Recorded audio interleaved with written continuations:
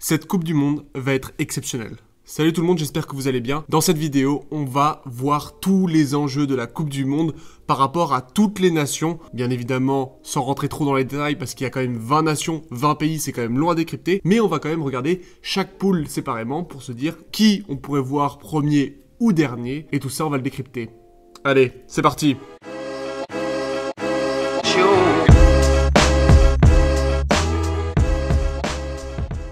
Alors avant toute chose, il y a un constat que je voudrais faire, c'est que la situation actuelle que l'on a juste avant la Coupe du Monde, elle est exceptionnelle et elle est extraordinaire. On n'a jamais eu des équipes dont le niveau est si resserré. J'ai regardé notamment entre la Coupe du Monde en 2015 qui avait lieu en Angleterre et celle en 2019 au Japon, l'écart au classement de World Rugby entre le premier et le second et entre le premier et le 10e. On a des équipes qui sont très proches maintenant. En 2015, on arrivait à la fin de la domination des All Blacks. Aujourd'hui, il n'y a pas une équipe qui domine le rugby mondial.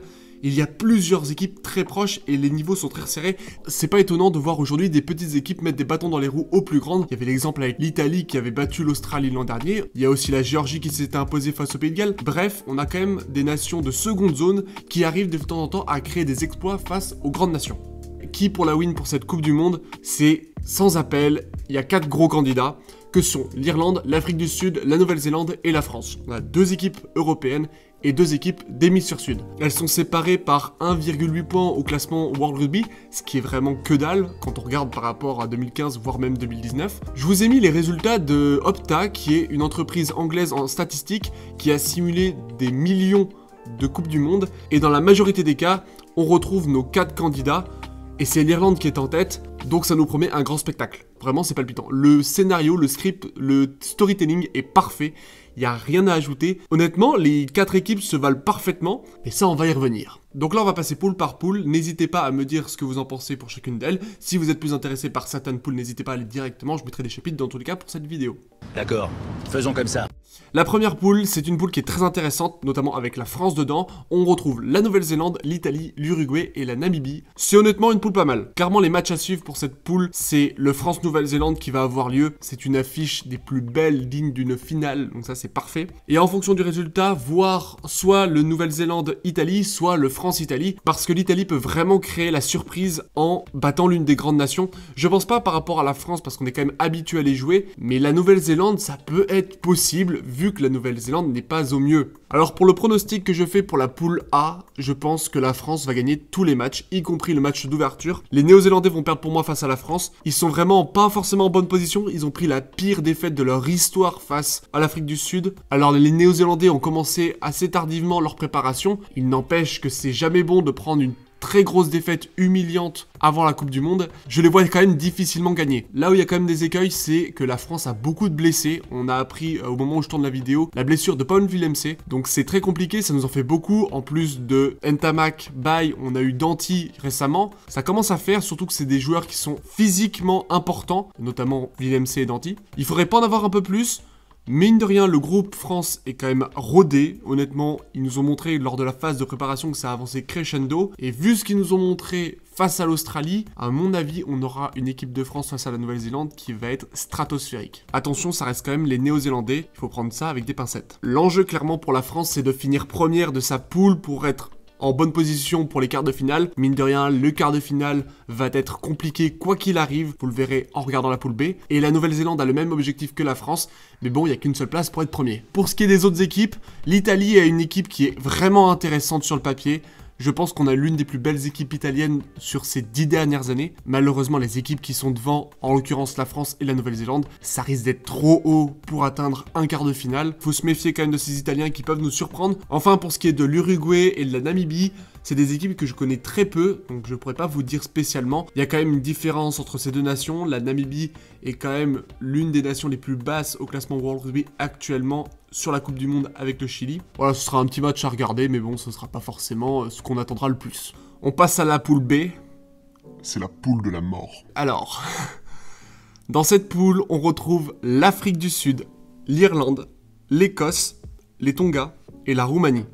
Alors, pour la Roumanie et les Tonga, je vais en parler après rapidement, mais Globalement, on les voit pas en quart de finale. Évidemment, les matchs à suivre, ça va être l'Afrique du Sud face à l'Écosse, l'Écosse face à l'Irlande et l'Irlande face à l'Afrique du Sud. Les enjeux pour l'Afrique du Sud, l'Irlande et l'Écosse, c'est d'atteindre le quart de finale. Plus particulièrement pour l'Afrique du Sud et l'Irlande, c'est de gagner la Coupe du Monde. Il y a 3 grandes équipes, 3 équipes majeures du rugby mondial actuellement qui peuvent se permettre même d'aller au-delà du quart de finale. Les Tonga, ça va être compliqué, même si c'est une équipe qui peut être intéressante, qui peut aussi créer une surprise, et je serais pas étonné qu'ils finissent 4e de leur groupe. En tout cas, c'est leur objectif pour cette Coupe du Monde. Pour la Roumanie, il faut essayer de se dépatouiller comme on peut, hein. Ce que je vois très bien pour cette poule B, c'est un départage des 3 premières équipes au goal average. Je vous le dis, je pense que ça va arriver. Je vois particulièrement l'Écosse gagner face à l'Irlande, l'Irlande gagner face à l'Afrique du Sud, et l'Afrique du Sud gagner face à l'Écosse. C'est original.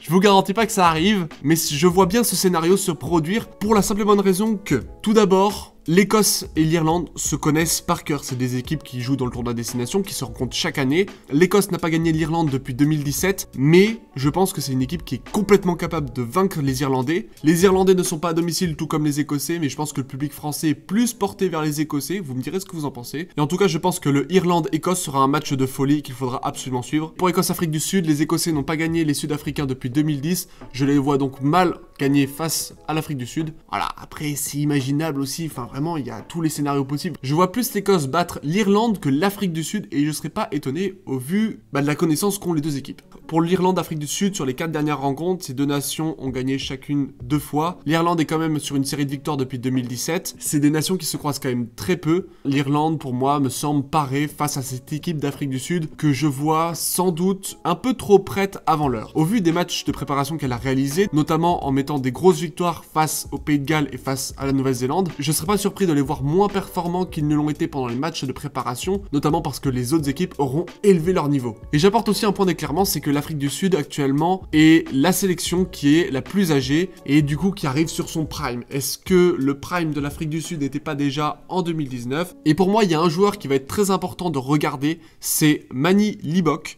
C'est le buteur de l'Afrique du Sud et il n'est pas réputé pour être un buteur au standard de l'international. Ça peut être le joueur qui peut faire perdre les matchs à son équipe, notamment s'il rate des transformations, s'il rate des pénalités. Je mettrai un warning, je ferai très attention à ce joueur sur les matchs de l'Afrique du Sud et on va voir ce que ça va donner tout simplement. Pour revenir au petit classement que je donne à la fin, l'Irlande première, l'Afrique du Sud deuxième, l'Écosse troisième. Je pense que l'Écosse n'a pas la faculté de marquer autant de points que l'Irlande et l'Afrique du Sud au goal average. C'est pour ça que je les vois notamment troisième. Mais s'ils font 3 victoires, ce sera honnêtement une très belle Coupe du Monde. Pour ce qui est des Tonga face à la Roumanie, les Tonga devraient s'imposer logiquement. Et honnêtement, à part les 3 premiers qui se valent bien, je vois mal les Tonga aller créer la surprise. C'est la poule de la mort et c'est celle qu'il faudra absolument surveiller. On passe à la poule C. Clairement, les 2 dernières poules sont beaucoup moins intéressantes que les premières. La poule A et la poule B comprennent chacune 2 favoris pour la Coupe du Monde, pour le trophée, et du coup ça donne moins d'intérêt pour les autres. Néanmoins, la poule C reste une poule où tout va être possible, et je ne décerne pas 2 ni 3 candidats pour les quarts de finale, mais bien 4 candidats possibles. Dans cette poule, on retrouve le Pays de Galles, l'Australie, les Fidji, la Géorgie et le Portugal. Et honnêtement, si vous voulez suivre des matchs intéressants, vous pouvez regarder tous les matchs, sauf ceux avec le Portugal. C'est pas pour faire de tort aux Portugais, mais je pense pas qu'ils vont pouvoir réussir à gagner un match. Je les vois clairement derniers de leur poule, surtout vu ce qu'il y a devant. Les enjeux pour les 4 autres équipes, c'est d'atteindre les quarts de finale, et c'est clairement possible. L'Australie a clairement l'opportunité d'atteindre les quarts de finale facilement. C'est une équipe qui est habituée, qui est championne du monde par le passé, donc honnêtement, ça doit être dans leur corde. Je les vois par contre faire une défaite face à la Géorgie, faire 3 victoires, mais une défaite. Pourquoi face à la Géorgie? Parce que c'est des équipes qui se connaissent très peu. Il y a eu un seul match en fait entre l'Australie et la Géorgie. L'an dernier, comme on a vu l'Italie réussir à s'imposer face à l'Australie, ce serait possible pour les Géorgiens. Il faut vraiment se méfier, surtout que la plupart des Géorgiens jouent en France, donc sont habitués vraiment à un jeu de qualité. Deuxième équipe pour moi qui arriverait à atteindre les quarts de finale, c'est les Fidji, qui feraient 3 victoires et une défaite face à l'Australie. Honnêtement, si vous regardez sur les 5 dernières rencontres, les Fidji n'ont pas réussi à s'imposer face à l'Australie, pourtant ils jouent beaucoup plus souvent contre eux. Mais si vous voulez absolument remonter dans les archives, il faut aller en 1954 pour voir la dernière victoire des Fidji face aux Australiens. Il n'y en a eu que 2 dans l'histoire, donc je les vois pas gagner en fait face à l'Australie, tout simplement. Mais honnêtement, les Fidji peuvent clairement atteindre les quarts de finale. C'est entièrement possible. Ensuite, à la 3e place, je vois la Géorgie, juste devant le Pays de Galles. Je vois 2 victoires de la Géorgie contre le Portugal et la surprise face à l'Australie. Pour moi, le Pays de Galles va complètement rater sa Coupe du Monde. On a vu des cadres de cette équipe annoncer leur retraite avant cette Coupe du Monde. Je les vois mal progresser, je les vois mal arriver à faire quelque chose d'intéressant, et ça mettrait une énorme claque pour cette nation européenne. Cette poule, c'est l'une des plus compliquées parce que, honnêtement, c'est possible de voir les Géorgiens arriver en quart de finale. Pour moi, c'est pas du tout invraisemblable. Le Pays de Galles est quand même une nation qui est habituée aux phases finales. Je les vois mal arriver là-dedans. Ce dont je suis quasiment sûr, c'est que je ne vois pas une équipe dominer de bout en bout la poule C. Le premier de la poule C aura forcément une défaite. Et enfin, je mettrai le Portugal en dernier. Quand on regarde le classement World Rugby, le Portugal est quand même le plus éloigné par rapport aux 4 de devant qui sont quand même bien plus proches. Les Fidji en tête, c'est quand même assez rare pour souligner, ils sont 7e. Dans ma plus grande satisfaction, je verrai quand même l'Australie hors des quarts de finale, parce que c'est Eddie Jones surtout qui est aux commandes. Hein. C'est pas pour autre chose. Hein. La poule D. La poule D qui ressemble étroitement à la poule A, mais beaucoup moins bien. Clairement, si la poule A était le top 14, la poule D serait la Pro D2. C'est une poule qui m'intéresse le moins. Il y a un match pour moi qui pourrait être intéressant, c'est l'Angleterre face à l'Argentine. Le reste, le Japon est pas en grande forme, les Samoa, je les vois pas faire un exploit, et le Chili, ça me paraît bien trop éloigné. Et concrètement, je vois le vainqueur du match entre l'Angleterre et l'Argentine dominer la poule D. Personnellement, je pense que les Argentins sont plus en phase de gagner face à l'Angleterre actuellement, surtout que l'Angleterre est vraiment dans le mal. Hein. Ils ont perdu récemment face aux Fidji, ils ont énormément de joueurs qu'ils n'ont pas eu pour la Coupe du Monde. De mémoire, ils n'auront pas Farrell pour les premiers matchs. En tant que Français, on serait content que les Anglais soient pas en quart de finale, mais honnêtement, ce serait quand même un gros scandale pour eux. Entre l'Argentine et l'Angleterre, tout est possible. La dernière fois, c'est les Argentins qui se sont imposés. Je vois quand même les Argentins refaire la même chose. Et pour ce qui est de la suite, je pense que clairement, on aura une hiérarchie bien définie. Les Samoa, pour moi, peuvent clairement atteindre la 3e place. Le Japon n'est pas en grande forme, vraiment, je vous le dis. Et le Chili, pour moi, va perdre tous ses matchs, mais c'est pas très grave. Ils ont réussi à être en Coupe du Monde, et ça, c'est énormément bien pour ce pays-là. Là où le groupe C était quand même très intéressant, puisqu'il offrait un grand champ des possibles, le groupe D est quand même bien plus éclaté si vous regardez le classement World Rugby. Avec tout ça, on obtient des quarts de finale très intéressants. Je pense qu'on va avoir un quart de finale entre la France et l'Afrique du Sud, l'Irlande face à la Nouvelle-Zélande, l'Australie face à l'Angleterre et l'Argentine face aux Fidji, qui honnêtement sont des quarts de finale très intéressants. Là où si on verrait la Géorgie ou l'Italie, ce serait quand même moins alléchant. Ça me semble pas déconnant de voir ça, je serais très curieux de vous savoir ce que vous en pensez. On refera un point avant les quarts de finale et les phases finales. Et honnêtement, ça va être une Coupe du Monde qui va être absolument extraordinaire, j'en suis convaincu. Que ce soit du côté français ou des autres nations, on a quand même un storytelling qui est parfait. Voilà, c'est tout pour cette vidéo, j'espère qu'elle vous aura plu, et surtout qu'elle n'aura pas été trop longue. Sur ce, portez-vous bien, et n'oubliez pas, allez les Bleus!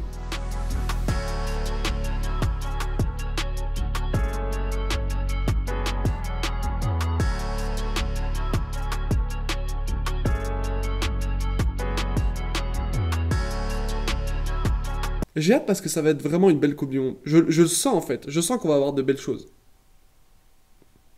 Ah, vivement que ça commence. Hein.